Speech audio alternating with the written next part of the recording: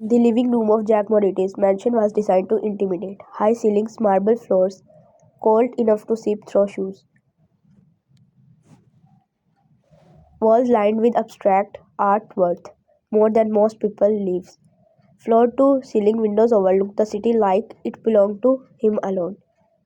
Hisung sat on the black leather sofa, posture relaxed, legs crossed, but everyone in the room knew better than to mistake it for comfort. He was a predator at rest.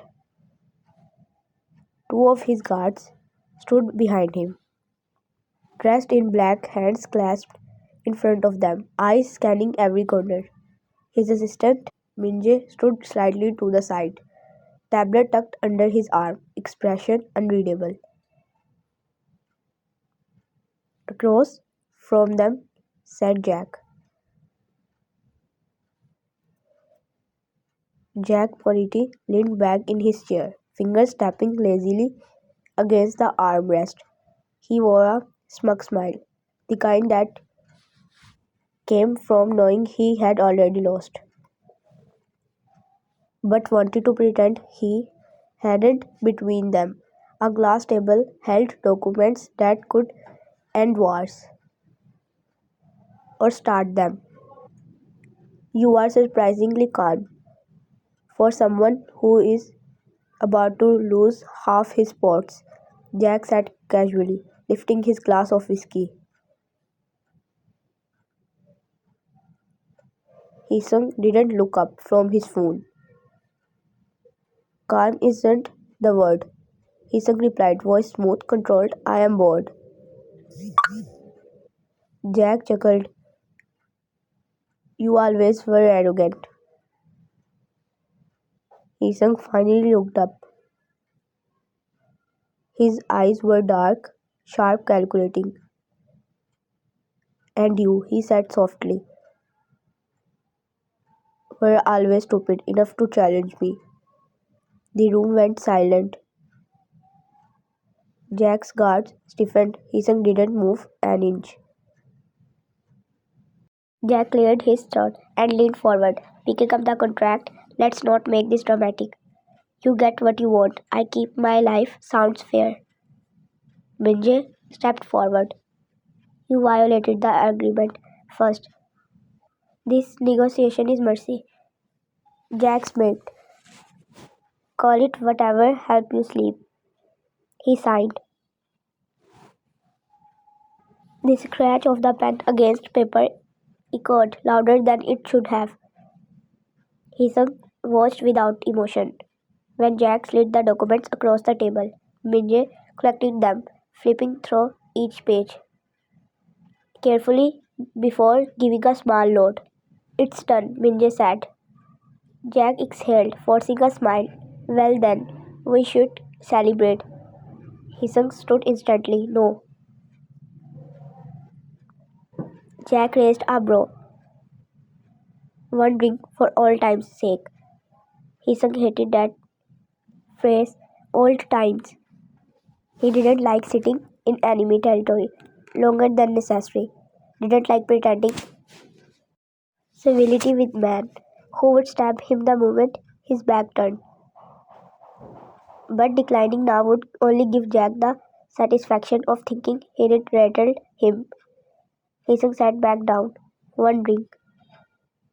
He said coldly. When I leave. Jack clapped his hands. Perfect. He turned toward the hallway. Maid service. Footstep echoed. Hisung's attention drifted back to his phone. Message reports. Shipments bloodless. Numbers that meant bloodshed elsewhere. He didn't look up when the doors opened. Didn't care until. When Jack sat casually, lifting his glass, place them here. Time stopped. Hisung's head snapped up. The name hit him like a gunshot. Wyan. His breath catch. The world narrowed to the space between the doorway and the table. She stood there, dressed in a plain black maid uniform, hair pulled back neatly, eyes lowered until they met his, and recognition shattered her composure. Her fingers trampled around the wine glass. Heesung stood so fast, the sofa scraped loudly against the floor.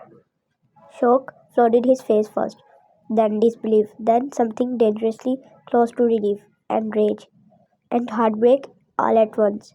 It was her, the girl who disappeared, the girl who broke him without ever knowing. Wine swallowed hard, forcing herself to move. She placed the wine glasses on the table with careful precision, hands shaking despite her effort to stay composed. The other maid followed, setting down a tray of appetizers. Jack didn't notice. Hisung did. He saw the way Vi refused to look at him now, the way her shoulders were stiff, the way she looked smaller than he remembered. Vian, Jack said again. Distracted, can go. She turned. Hisung moved. In 2 strides, he was in front of her, his hand wrapped around her wrist. Gas filled the room. Vian froze. Hisung, she whispered. That was it. That broke him. Without a word, he pulled her toward the door. Hey, Jack stood abruptly. What the hell do you think you are doing? Hisung didn't stop. My business, he said over his shoulder. Jack guards stepped forward. Hisung's guards did the same. Guns didn't come out, but the threat was there. Jack laughed nervously.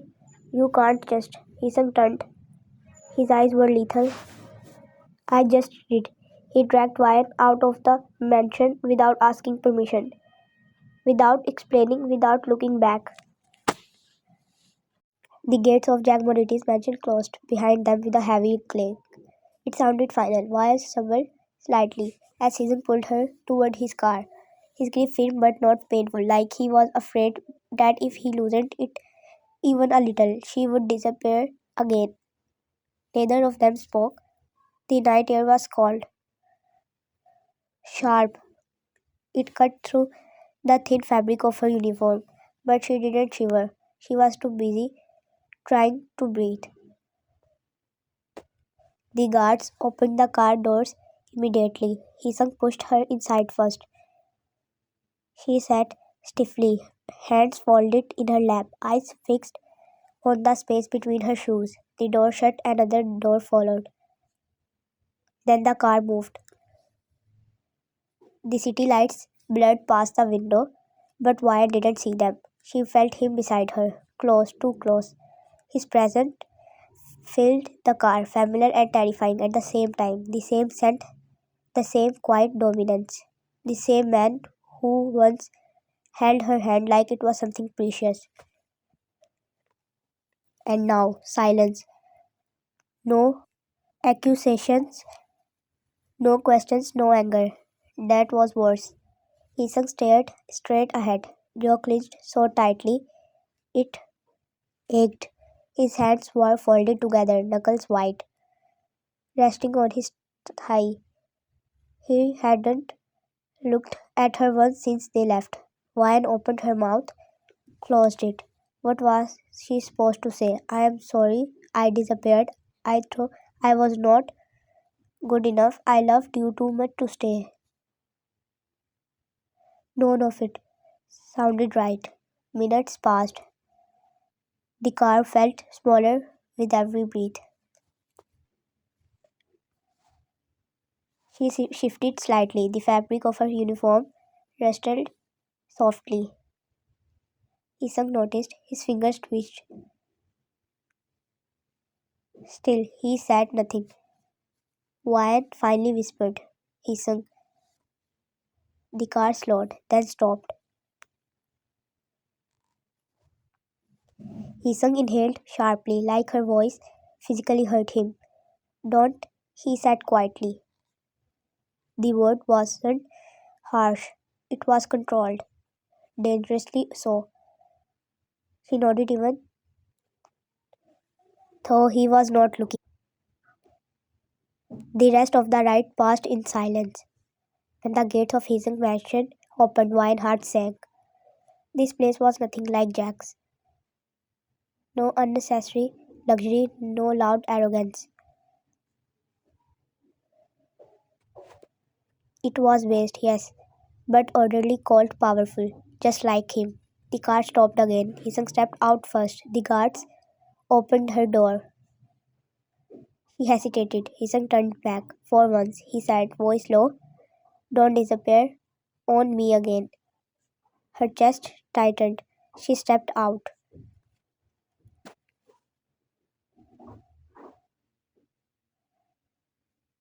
Inside the mansion, the lights were already on, bathing the living room in a warm glow that felt out of place with the tension wrapped around them.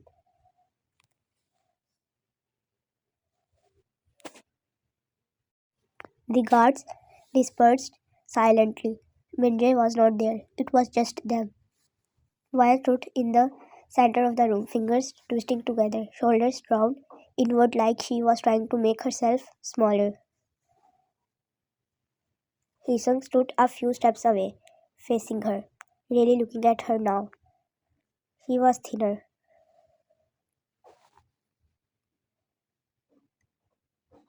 Her eyes carried something heavy, exhaustion, maybe, or guilt or fear. It made something ugly twist in her chest. How long? He asked. She blinked. What? How long have you been there? His voice was calm, too calm. A year, she whispered. A year? His jaw tightened. As a maid, he continued, in my enemy's house. She nodded. Silence fell again. He ran a hand through his hair, pacing once before stopping in front of her. Why? He asked. She flinched. Why did you disappear? Her breath shook.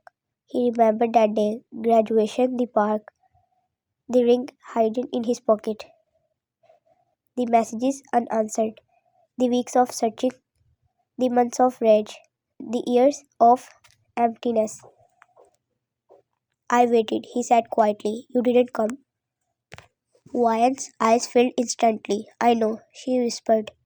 Then explain, he said, voice cracking just slightly. Why you left without a word.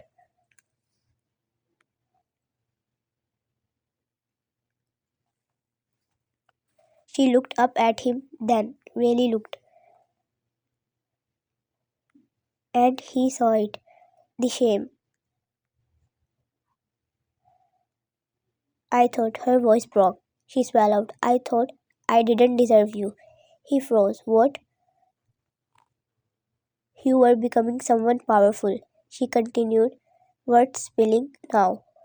Your family, your world, and I just me. He took a step closer. I felt pathetic, she said softly, like I would only ruin your life. His chest felt tight. I loved you, she said, tears slipping down her cheeks. That's why I left. He laughed once. It was hollow.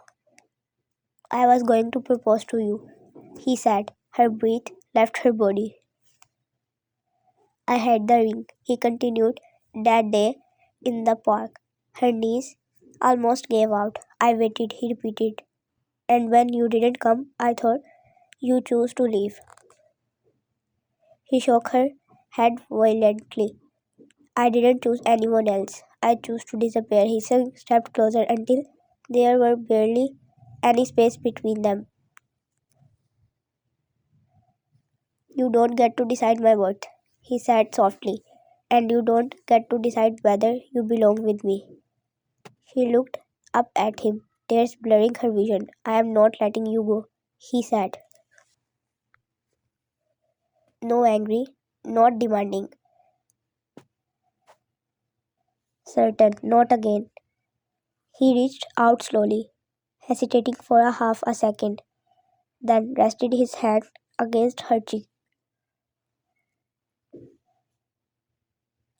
She leaned into it like she'd been waiting for permission for years. And for the first time since he saw her again, Hisung smiled. Just a little.